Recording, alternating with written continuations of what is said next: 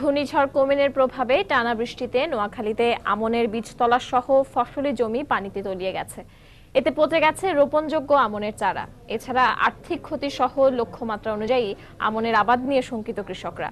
অবশ্য কৃষি বিভাগ বলছে আমন আবাদের এখনো যথেষ্ট সময় রয়েছে এবং কৃষককে সরকারি উদ্যোগে বীজ সরবরাহ করা হবে। সাইফুল্লাহ কামরুলের পাঠানো তথ্য ও জামাল উদ্দিনের ছবি নিয়ে ডেস্ক রিপোর্ট।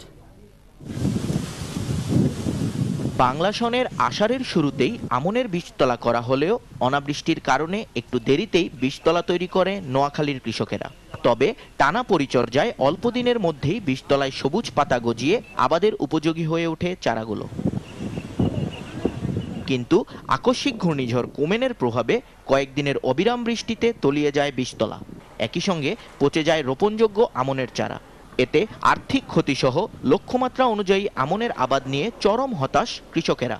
সার গেছে, বীজ গেছে, তারপরে কিনা এখন জলে বা এবং ঢলে সব কিছু ডুবে চলে গেছে পৌঁছি। আমরা এখানে হাসাগো জমি চাষ করছি, আমাদের ধান টান সব মূল্য নষ্ট হয়ে গেছে। প্রায় 15 দিন বৃষ্টি ছিল, পানিতে আইমন দানের জ্বালা সব নষ্ট হয়ে গেছে। আমাদের 3 মণ দানের জ্বালা এবং নষ্ট হয়ে গেছে, এগুলো আমাদের একটা জ্বালাও নাই এবং কি আমাদের ভাই বোন নিয়ে কিভাবে চলবো।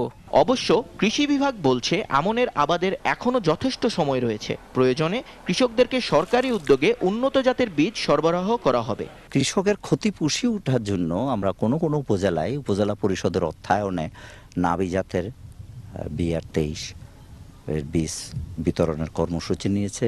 জেলায় চলতি মৌসুমের ৮,৪৩০ হেক্টরের মধ্যে ৫,৫০০ হেক্টর জমির বীজতলার চারা পানিতে ডুবে নষ্ট হয়ে গেছে। সময় সংবাদ, নোয়াখালী।